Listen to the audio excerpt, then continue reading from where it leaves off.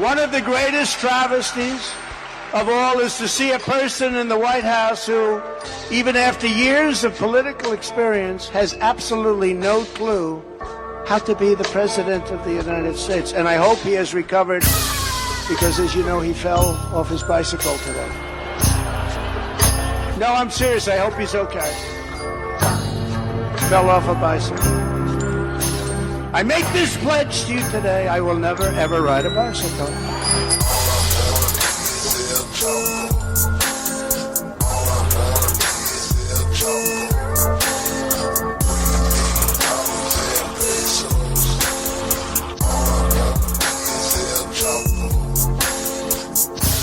Well,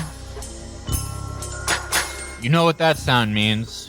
The sound when it's me starting the episode. The awkward silence. No, it wasn't. I immediately started. I'm a professional. I've been doing this for, like 9 years now, since Emo Prod Radio as one of the first hosts. I'm a 9-year podcast veteran, sort of a 20-year internet veteran, though I'd prefer, not to go into my own personal history. The reason you're hearing my voice at the beginning is because, well, we have an absence. Will Meniker has fled to the European Union. He's trying to follow in the footsteps of some of his ancestors by defecting. He erroneously thought he could defect to Russia from France in the footsteps of his ancestors, and that turned out not to be true. He's defected to the EU, who have in turn defected him back to America. So he will be back this week. He's in the same international, passport control limbo as Rod Dreher. Oh, okay. All right. See, we don't need him. We have a segue already. There's a fire new Rod, okay? Everyone knows Rod Dreier has been in Hungary the past little while. He's been witnessing the last bastion of Christendom. He's been defending the West while taking livery cab rides with 27-year-olds who tell him about how scary Blue's Clues is. He's been fighting against Globo Homo by with brunches mostly. Yeah, it seems like having oyster brunch is his main zone of combat against the decadents encroaching. I don't get it. Well, Globo Homo hates it when you soy face in front of oysters. They hate that when you have bottomless mimosas with the boys. Yeah. I love all of his dispatches from Hungary because it's it is all stuff like that, like just the normal, cosmopolitan stuff he does. But then it would also be he'll be like, oh, I was doing the thing that everyone in Hungary does where you give a bath to your friend in a big 12-foot bathtub, like the Three Stooges. And my friend told me that his niece is gay now. Isn't that scary? But all good things must come to an end. And we have a new entry from Rod detailing this end. This is called "My Life is a Tom Hanks Movie." This is a movie. Yeah, Tom Hanks. Yeah, it's not Forrest Gump, where Forrest Gump accidentally has a gay experience with several historical figures throughout his life. It's Terminal. Okay. You know that 2004 Tom Hanks movie, The Terminal, about the guy who gets stranded in an airport and can't leave for years? Oh, because I'm an idiot, I'm getting to live that movie tonight. This is a little rare self-deprecation from Rod. It just shows what, at the end of the day, just what a dandy little guy he is. Where does his mind go to? A fucking Tom Hanks movie. Just a light entertainment. Well, I guess, yeah, it does kind of show him as a dandy, because if this happened to me, I would immediately be threatening to kill myself. Yeah. Let's see what happened. I flew to Vienna late tonight from London, but got hung up on the border crossing at the airport. Turns out that I overstayed my allotted period in the Schengen area of the European Union. All the time I spent in Hungary earlier this year counted against my credit. Oh, no. Yeah. Tough. I had this crazy idea that the clock started over after going back to the U.S. for a month. Nope. I thought that you could get more than 90 days in a particular country. Nope. It's the whole Schengen Zone. Boom. He's been Schengen zoned. Gosh, I'm thick. Oh, Fortuna. Oh, Fortuna. He's such a fruitcake. He's fucking like, it's like, no matter how homophobic he is or anything, he is Martin Prince. Yep. At the end of the day, his geode must be acknowledged. Yeah. You just can't change who you are. Nope.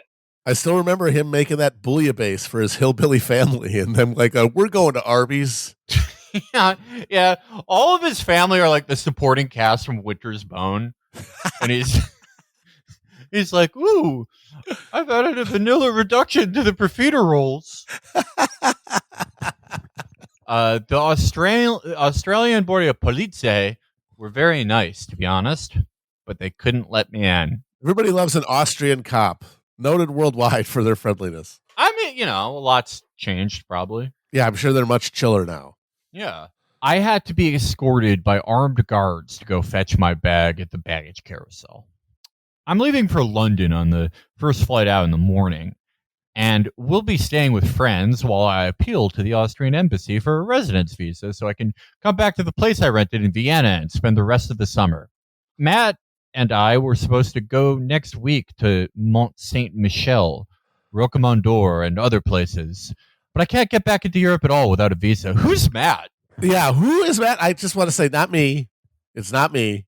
He's going on a tour of religious sites with Matt in the Austrian countryside, I guess. Oh, maybe he's doing like a kind of racist call me by your name. Well, we don't know who Matt is.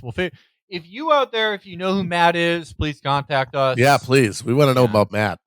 I would love to interview Matt, honestly. I know what the deal is with Rod. If you're Matt Christman and you've been taking baths with Rod across the Schengen Zone, whoever it is, okay. The police escorted me to an empty wing of here at the airport. It's desolate. Find a bench if you can, one of them kindly suggested. I'm not being sarcastic. The two young officers, Gregor and Butel, really did feel sorry for me. But rules are rules, and I'm in the wrong. But I do want to thank them for their kindness and hope their bosses reward them for treating a bumbling American traveler with courtesy and compassion.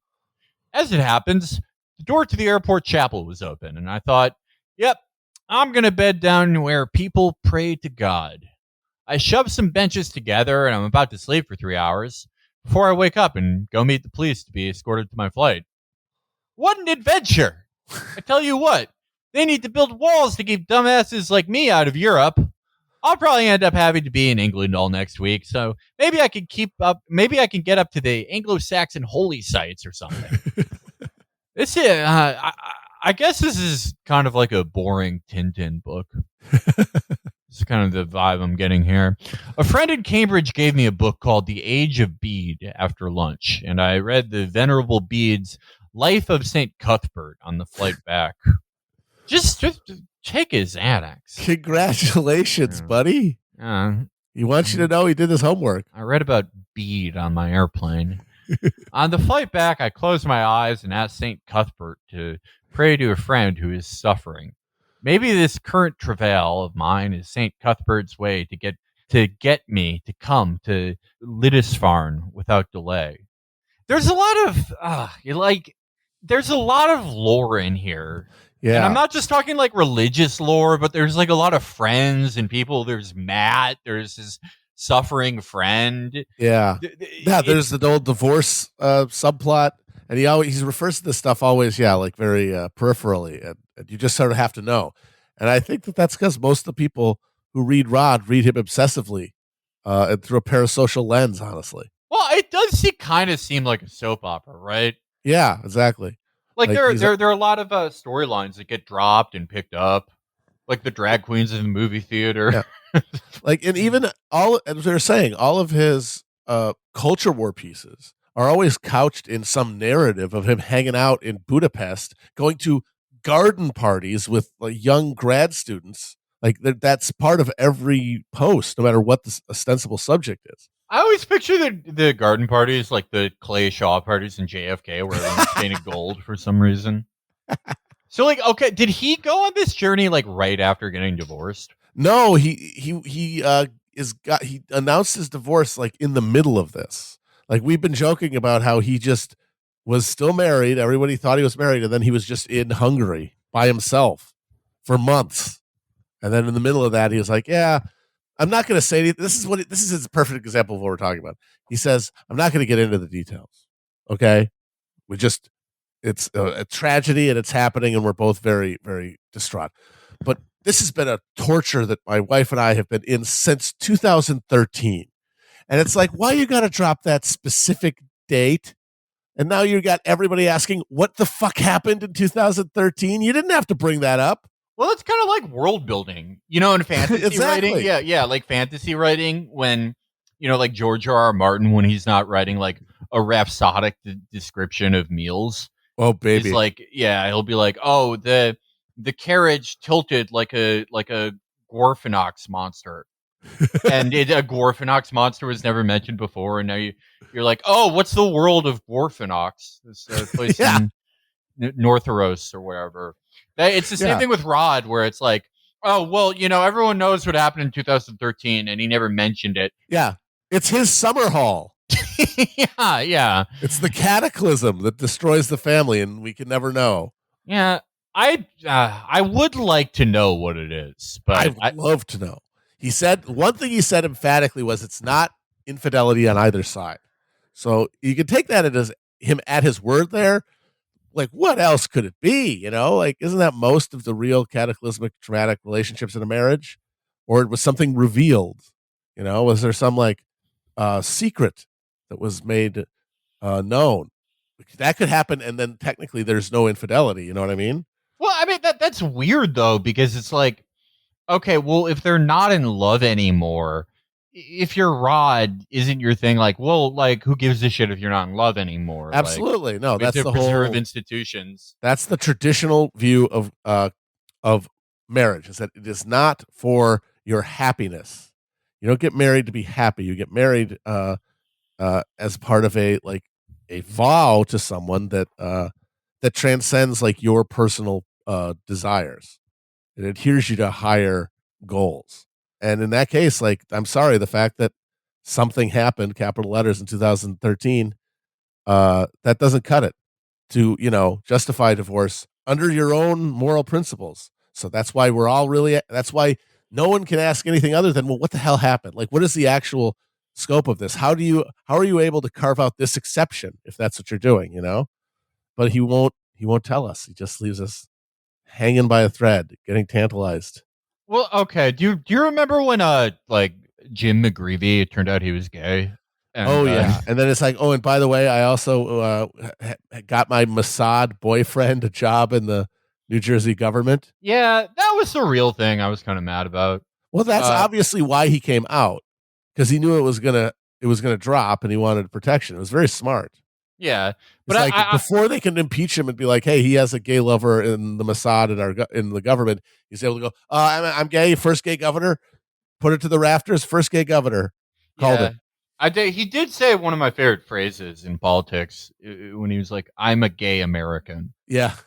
That was a lot of our names in IRC that week after he said that. But gay American.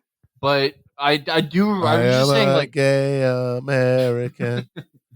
Not for the rights. Do you remember how after that he was like, yeah, but like, don't worry, me and my wife are going into counseling. Yeah, right. It's just like for what? Like, it seems like a pretty open and shut deal. I am in no way comparing this to Rod Dreher and his divorce or anything that happened. Okay. Anyway, back to Rod's Tintin adventure. Update. Good morning. Slept 3 hours. As I put my recharged laptop away to leave, I saw a sign in English on the far wall instructing visitors not to sleep in the chapel. Oops. I sure do have a way of bumbling right across other people's rules and regulations, don't I? Well, I'm glad I didn't see it, because I would have ended up sleeping in the hallway, off to Blighty. He's the freaking Orthodox Mr. Bean, just causing shenanigans everywhere he goes. Well, it's just like, I don't remember this level of self-deprecation in his writing before. No. It was always very tortured. But I mean, I guess it's hard to really spin this, because this is a boneheaded move on his part. He just fucked up. Like, how do you not read the conditions of like a long-term stay in Europe? It seems like it's pretty basic. So he's got to kind of be like, yeah, I'm a dumbass. Yeah, but at the same time, it's like, there wasn't anything else he could have written about that week. I'm sure there was like, a brunch, like a drag brunch or something he could have written about. I don't know. It's sort of like, do you remember when David Brooks, after he got divorced, he oh wrote yeah, all the those Second weird, Mountain. yeah, he like wrote all those weird articles where he goes to Penn Station and he's like, just to think, everyone walking through here sucks and fucks each other, and it's beautiful. And I guess that's kind of what Rod's going through, but Yeah, his is a sort of pathetic, annoying self-deprecation, the kind that makes everyone uncomfortable. Well, that's the Rod update. yeah. Rod's doing great, and we're gonna see if he gets back into mainland Europe so that he can visit, like St. Stephen's Coccyx or whatever the fuck he's gonna do as a pilgrimage. Yeah, he's gonna go all around the Baltic nations and see every saint that was killed by being encased in wax, and related to his divorce or whatever. At his new persona of like a bumbling world traveler, sort of a racist Carl Pilkington. Carl Pilkington, who's always seeing the trans menace lurking everywhere. We'll see. I would not say that's one of Rod's strongest works, but yeah, sometimes you got to phone it in, right? You got to give a little slice of life. No, that's the thing is he doesn't have the heat. He just brings the schmaltz. He brings his personal relationship, which the readers are there for that too. So it is a value for them. I mean, look at the comments. I looked at the comments of this piece. A lot of people being like, "Oh yeah, if you have to spend time in England, you need to go to Southwick upon Buckinghamshire, and there's a Merovingian temple that you need to visit. It's in a heath, It's like you gotta find you gotta basically directions to the Holy Grail is what they're giving them. And then other people saying charming stuff like, it's fucked up that they did this to poor Rod, but they'll let all those African refugees in there, no problem. Actually saying that compared to refugees, Rod is being discriminated against. I'm reading the comments now. It looks like Rod may have worse repliers than me. Oh yeah, they're pretty bad. All right, we got Crispy from 5 days ago. I had to be escorted by armed guards. Sensible. I wouldn't trust you as far as I could throw you. It's a classic bad riff, Yep. Sort of attempted levity by being mean to the author. Yeah, implying intimacy. Yeah. I hope when you get back to the States that your house hasn't collapsed. In parentheses, money pit. Since you're on the road and you'd be asked about Austrian writers, Road to Mecca by Muhammad Assad. I know it's the title that's unlikely to tickle your fancy, but the writing is good as Exupery's and Chatwin's. Now that you're on kind of a desert island, which 3 books, apart from the Bible, would you have with you? And Rod does not reply to this. Oh, man. Brutal. Just reaching out, trying to have a convo. Ouch. I don't think Rod ever replies to these people. Perhaps the Vatican finally found a refugee they would be comfortable deporting. Ugh. Wow. I guess these are all my repliers when they become conservative in 20 years. Yeah, after they get bitter because you spurned them. Yeah. Many such cases. If you and Matt are considering secular entertainments, I strongly suggest checking out the Festival of San Fermin in Pamplona, Spain, from July 5th to the 15th. The famous Running of the Bulls. It's the most insane thing I've ever seen in my life. Is Matt his son? No. Yes, is he? Who is Matt? If it's his son, that's one thing. But he wouldn't you say like my son Matt? Just to contextualize it, first time it's mentioned in an article? Well, I mean, like, okay. I think we found a picture. No, this is some asshole named John Morgan. God damn it! Isn't there a fucking Rod Dreier Wikia? Yeah, we need a wiki his here. Questions. Honestly, given his commenters, there might be. And it'd be very useful. I need to know the lore here. His commenters are fucking worthless. They're as shitty as mine. All right. Well, we're done with the serious news of the episode. So yeah, now we can talk about the lighter stuff. Yeah, lighter fare.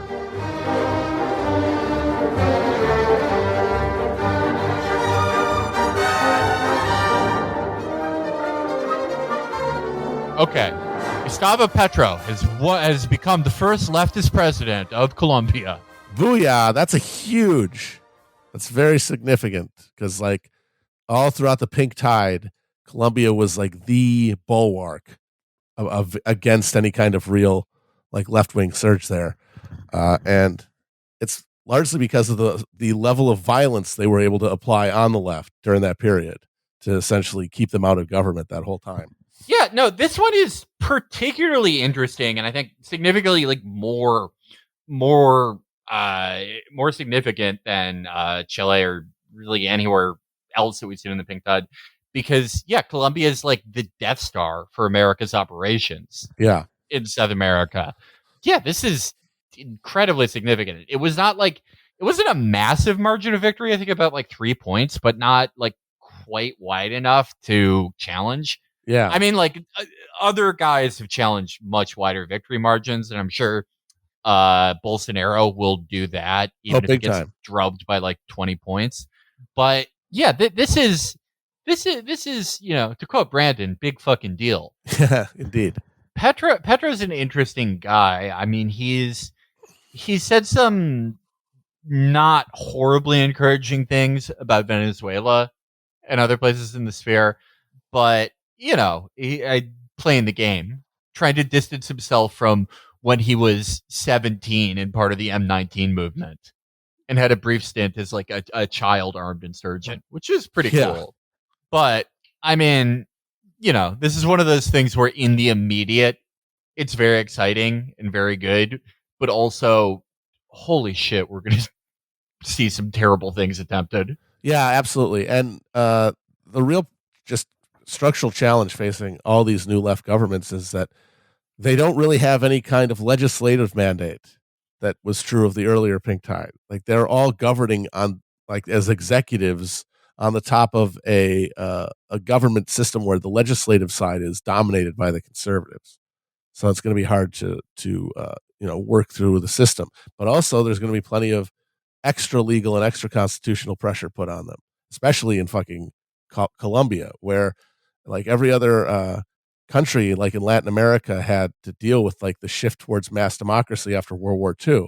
And they all assimilated it like to one degree or another. And like sometimes they had to be preempted in the crisis moment in like the 60s and 70s with a coup, but that was something that had been developed.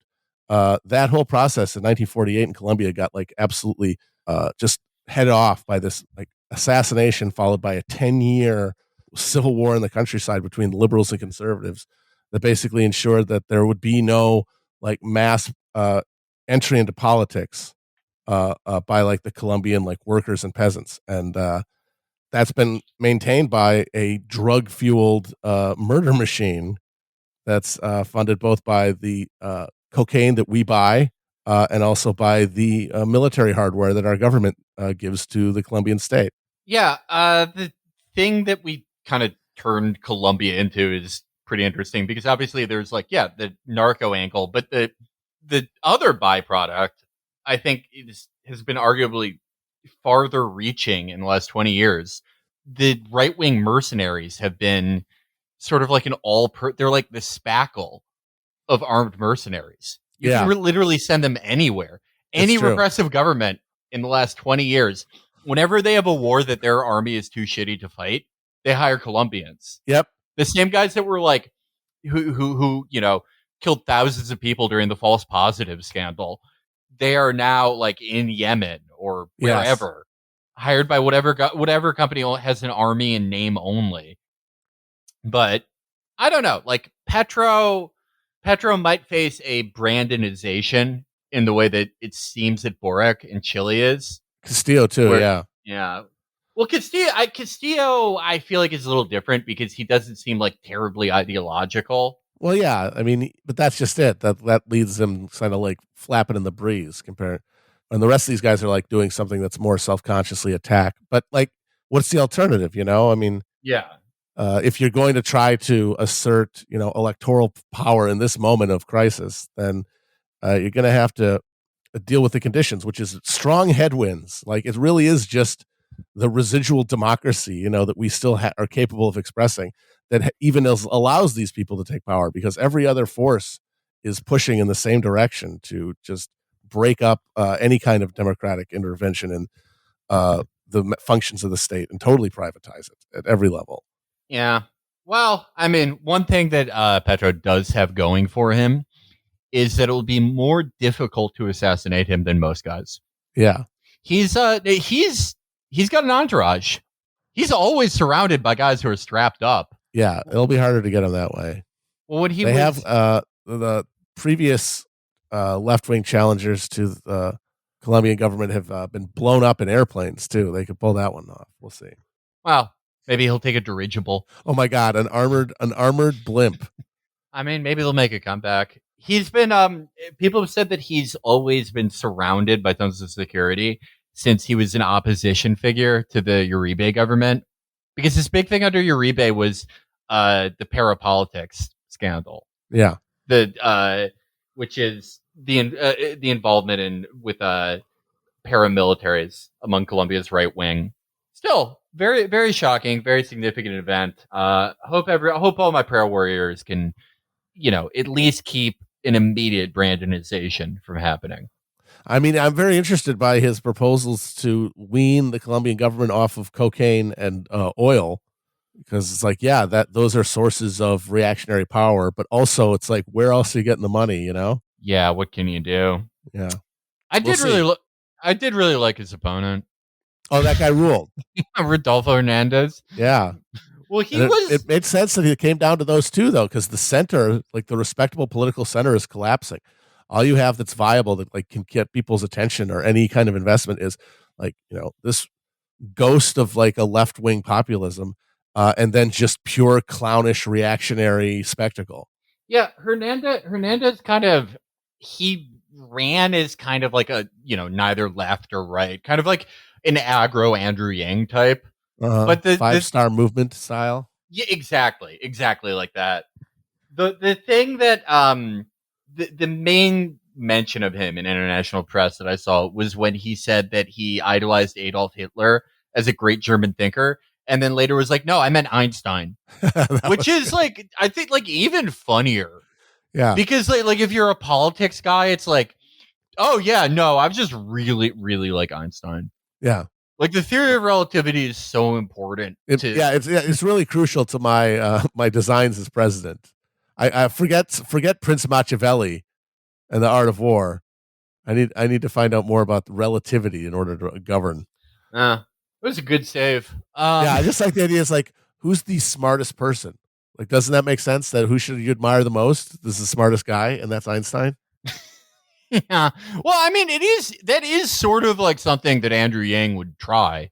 Yeah. It's like he was trying to do Andrew Yang, but filtered through like being an 80-year-old Colombian reactionary. Yes. Well, I got a transition here if you want it. Hit me. So speaking of the center collapsing and leaving only the cartoonish reactionary wing and like the remaining residual memory of a left, you got a French election for the legislature where the centrist Macron faction, which had dominated, just collapses with a huge resurgence in the National Front on the right and a big boost for the Mélenchon-led left coalition. So it's happening everywhere. And here you have the very interesting and definitely repeatable phenomenon of the Macron voters who had, always claimed that the most important thing is keeping the far right out of power, and who the left wing usually votes for reliably when it's a question of them versus the right for that very reason. Instead of coming out and voting for the left to prevent the National Front from getting power, they fucking stayed home. Yeah, they stayed home and then made statements about how they're against all extremes. Yep. They did the shit that the Hillary people are mad about Bernie bros for doing, because that's who does that. The people who, at the end of the day, don't actually give a shit about any of these categories. They're not really worried about fascism. That's a fun, scary story they tell themselves to make their boring fucking lives interesting. Yeah. The trend line in general in France, pretty bad. I mean, I remember last time we had these elections, immediately following the French presidential election, On March did like amazing. Yeah, they swept. They had like historic gains. Because they're like, let's try this. This is a new thing, even though it's literally just fucking taking the Socialist Party and like removing the label and just slapping a new name on it. It's like, hey, when there's no other option and people don't want, in the majority, don't want to go to the extremes, sure, let's go for it. But then they get power, and what do? They preside over decline, and their only policy response is more decline, managed decline, cutting pensions, extending the, pushing back the retirement age, and, like, campaigning on this stuff. And of course, people are going to say, hell no. And that's what's so terrifying. Is like what I think a lot of the centrists understand at some basal level is that, like, this is no longer repeatable. And therefore, the only real alternative to this right would have to be a, like, actual socialist left, which cannot be countenanced and can't really assert itself politically, especially in the United States, because of its weak institutional character. Yeah, I mean, there's a lot of talk about, like, a collapse of agreed upon reality, and that usually speaks to things like, no one can agree on whether the election was legitimate or not, or whether COVID is real or not. But it extends to all quarters, and by that I mean that there's no ethos among the right or center where it's like, well, life is going to get significantly shittier, and we're going to have to give up some of these gains at the top in order to keep this thing going. Yeah. There used to be like some kind of that ethos, even during the Cold War, and even during Reagan, this idea that, like, there had to be these concessions given to the middle and lower end, to maintain some type of legitimacy in institutions. And now there's just none of that at all. Yeah. And so now it's going to be this dance in every country every 4 years between, like, a Brandonized center or center left candidate and an increasingly debased right wing, because there's a collapse in consensus reality of having to give concessions to anybody on the side of the center or even center right. Yeah. And it's because, like, the political project of neoliberalism was dismantling all of those connective ties, those institutional political ties between regular people who are not defined as, capitalists, as owners, but as just citizens, and the institutions that manage the state and manage its economies. And it all happened very slowly, and it was like tying. It's like how they sterilize bulls by tying rubber bands around their balls, and that just cuts off circulation, and they literally fucking just fall off. I mean, that's been the remnant of, like, New Deal state, and it's, like, political, it's democratic political, like, legitimacy. The mass, what stood for mass politics in this country, and that actually did provide this, like, other pole, because you couldn't just do whatever capital wanted, because you had institutions that people were able to assert influence over, and that the people within those structures, like the parties, had to represent if they wanted to keep their positions. Now it's all gone. The only people who are going to keep you in your position are people with money. The citizen has nothing to offer you, as we've said, they're all entrepreneurs, and where they're going to go is they're going to move towards money, like a fucking centrifugal force, like light bending towards a black hole. And then there's no counter pressure, because we've been depoliticized. Yeah, and then when the final breaking point in all institutions happen, when there has been no concession given to people, and any attempt at a concession in the way that it may have been done 40, 50, 60 years ago is attempted, which always manifests as something like, the PPP program. Yeah. Just a ridiculous, unmanaged, absurd thing that only benefits people at the very top. And when, a normal person attempts it, they go to prison. Yeah. Who knows what happens? I mean, people love these, like, civil war and apocalyptic scenarios. I don't really like predicting the apocalypse or an immediate revolution where everything is great thereafter, just because the certainty of it bothers me. Yeah, right. But it is completely uncharted territory for America. Absolutely. Yeah, no, nobody, I don't think anybody should be offering any confident predictions, because the fucking cracks are spreading and tessellating at such a velocity. How the hell are you supposed to get any percentage, any fraction of the variables in mind at any one time when you're thinking about it? I have no fucking idea. I think the thing that pushes me to reject a apocalyptic framing is just how seductive it is, and how much I know that there's a motivated reasoning to those theories, which is that I get to see the breach. I get to see the rupture. I get to see beyond the veil, and that is a very appealing thing. But it also has the function of sort of soothing you in your current agony and uncertainty, because it provides a attractive, in a real meaningful, like deep sense, endpoint, rather than the real horror, the prospect of just muddling along the same but worse unto death. Yeah, I mean, I have a very simple, maybe a bit of a truism for predicting the future. Whenever I repeatedly see an outcome predicted in viral tweets, I immediately assume it will not happen. Yeah, but it very is strongly. very rarely led me astray. Yeah, that's solid. Yeah, I mean, the thing is, though, like, even in the end of the world, or the end of the world as you know it, you're still you. You still live your life. You still have the same greed and vanity and desires and loves and hates. The unfortunate fact is, even when the world ends, you're still you. Yeah. And I would hope that the people who try to soothe themselves with apocalyptic predictions would realize that. Yeah. But we truly do not know. I mean, I don't want to make any predictions, and I will say this, couching it in that I really do not know, and that none of us know.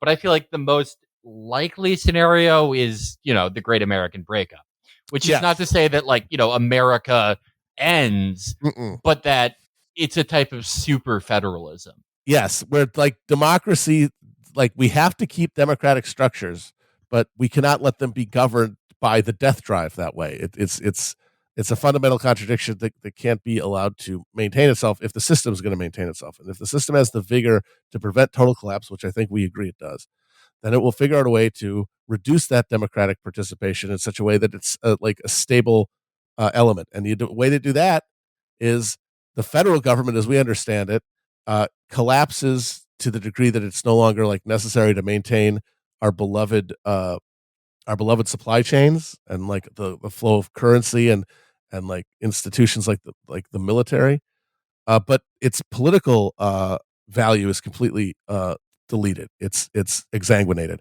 by probably some sort of Thailand style military government that like runs the actual business of the state from a imagined post-political perspective. And then that means that the states get to do politics, and you get to see the creation of like these dueling regimes that get to have like a cold war within the United States, like a cultural and economic competition to try to prove the worthiness of their way of life. I would say that does present a greater opening than exists in our current system. Certainly. I mean, at the very least, it means that the Democratic Party, perhaps the single most politically deleterious institution left in America, like it can only now inhibit anything good. It certainly would not be able to survive that kind of fracturing. Right. No, there would be like a set of regional parties. Yeah. They could shake up this like awful fucking deadlock where he's just got two factions of like steadily like mentally breaking down, nervous breakdown having like homeowners. Like that's all this is. That's what we're stuck with, is like two groups of clinically insane, delusional homeowners trying to perform this like apocalyptic politics of cleansing on one another. And we're all just literally hostage to it. Yeah. And then every federal election for every federal position thereafter is what it is now, but more so in that it's like American Idol, in that you get, people will win or people will be runners up, but the real prize is that they get to be a celebrity. Yes, or they get to extend their own celebrity. And that is the thing that's really militating most strongly against some sort of apocalyptic confrontation. It's certainly not the power of our institutions. It's not the fucking January 6th committee hearings or any of this bullshit. It's not the better angels of our nature. It's the fact that far overriding anybody's desire to be part of some apocalyptic warfare over like righteousness, a far higher motive of that in people's mind is the desire to be famous, the desire to succeed within the attention and therefore money economy. because, hey, if you can thrive in the system as it exists, isn't that better than destroying yourself in apocalyptic violence? And most Yeah. people in America are to the end going to say yes, because as you said, we're all dreaming of apocalypse, but we're still us when it happens. Yeah. This weekend I read that it was from like a week ago or so, that really long profile in the New Yorker about DeSantis. And the thing that struck me in it is that, DeSantis doesn't fit he doesn't fit the profile of like a hooting chud in any way. And I don't think he would ever describe himself as such. That's certainly not who he is. He's a lifelong overachiever, an incredibly clever guy, a very competent person, sort of aloof and awkward with people. He reminds me a lot of maybe Richard Russell in Master of the Senate a little bit. Mm-hmm. But after that, I did sort of a deep dive on Kevin McCarthy. Yes. And it sort of stemmed out after, do you remember when there was that rumor of him fucking that South Carolina rep, and it kept him from being speaker in 2015? Yes. Yeah, I just thought that was interesting. I was just imagining them having sex for a little bit in between my vomiting spells. My vomiting spells had nothing to do with that. But never. The thing that struck me is not like, compare these to like Tip O'Neill and Robert Taft and the old deal makers of old, and look how different they are and how venal they are. No, they're the exact same people. They're the exact same people, but towards a different meta.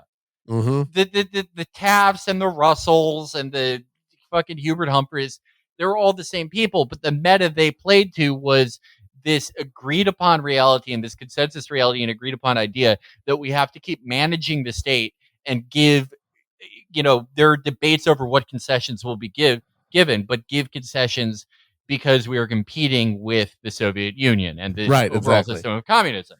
Yes. And that we have to manage this empire. Their successors, the DeSantises, the McCarthys, the Eric Swalwells, whatever, they're all pretty much the same in personality. I mean, there's an increasing amount of jug hooters, but for the most part, the most important players are this same sort of competent transactional people, but the meta they're playing to is a celebrity meta. So they're taking that same competence and calculation and transactional nature and using it in the same way that you would use them to become a celebrity, which is what DeSantis has done and what McCarthy has done. And meanwhile, all that work that they have to do that was like supposed to take all these other skills and was designed for people who have these other skills are going essentially uncompleted because they have no HP there. They have no their stats are out of that quadrant. So it ends up just being the staffers doing it, which means it's just the fucking money. So like the whole point of having an elected representative is annihilated. Well, there is a new type of politics out there. There a better world is possible.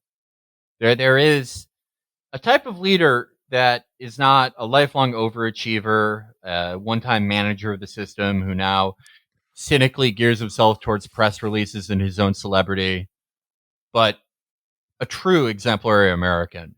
Someone who maybe is a little bit like you or me in that he has a secret family. I'm talking about the future of politics, future Senator Herschel Walker. Yep.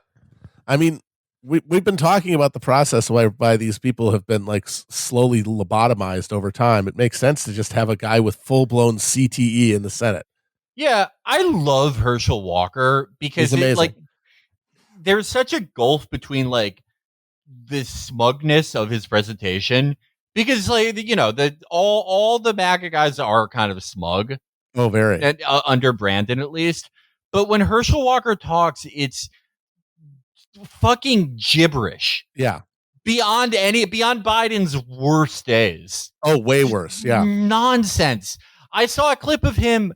They're asking him about Uvalde and like how we would stop mass shootings, and he's like, look, you just gotta, instead of, having someone you try to take away our rights, have a whole department for that. You just gotta have somebody on social media to look at the guys who are looking at the girls on social media. And that's the problem that we have. And I said, what we need to do is look into how we can stop those things. He talked about doing a disinformation.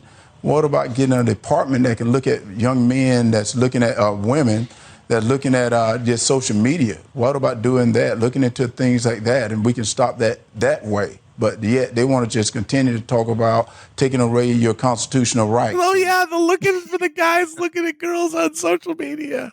What the fuck?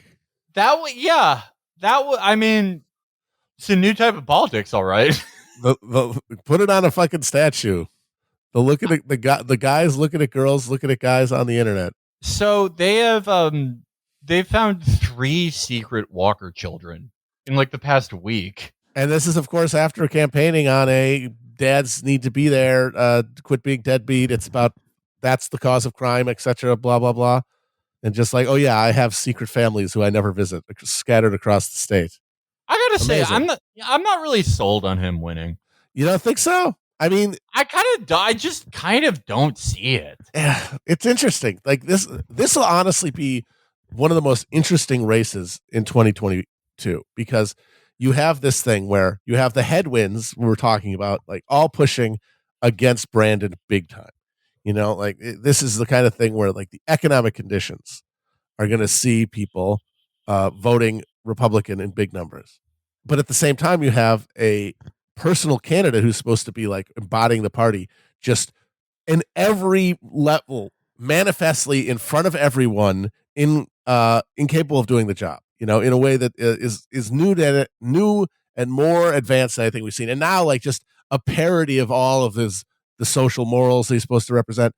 If he wins, I don't know. I think it just shows that the partisan identity is now so fully embraced by people who vote that there's really nothing that you can do as a candidate as long as you get that nomination and have that ballot line that will make any significant number of them think twice about voting for you, because in their mind it is just it's that number, it's that one more vote in the Senate, because they understand it to be about exerting power, not about deliberation or like somebody, being a representative. It's about them executing a directive.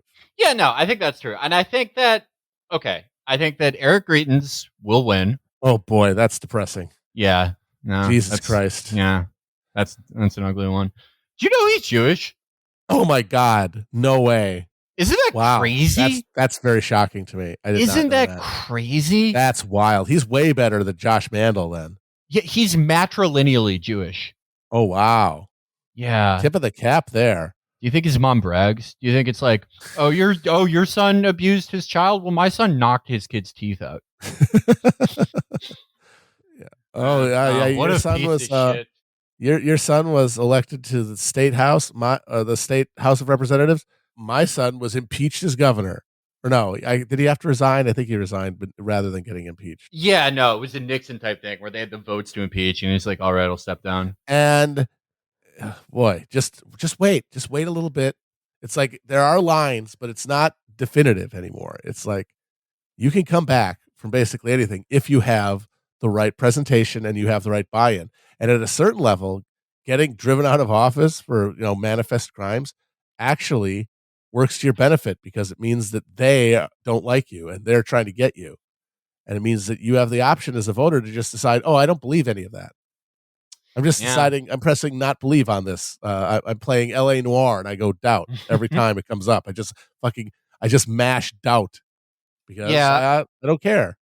I find that significantly more depressing than if Walker won. I mean, Walker also like an awful guy in his own right. Yeah. But domestic abuser also. Yeah. I believe. I don't know, but going back to him, I don't know. My hesitance to say that Walker will win is not so much in his weakness as a candidate, which I think we can both agree on is like, that's a pre-2016 calculus. Like, who gives a shit? Wild. But it's more that I don't think they know what to do with Warnock. It's that the opposition stuff on Warnock, it feels so like pre-2016. Yeah. Oh, his church hosted Hugo Chavez. What? Who gives a shit? What are you talking about? No one cares. I think that like their problem is Warnock is himself too liked in a way that like I don't even know who's running against Greetons. Some sacrificial loser. But Warnock does, however small his margin was, does seem to be pretty well liked. I mean, yeah, he's able to put together like a really likable image that a lot of people could kind of judge separate from like the Democratic label, and can like, the fact that he's a literal minister, I think that gives him credibility that allows him to, skirt some of the culture war stuff that is really what really makes these races so predetermined in the South.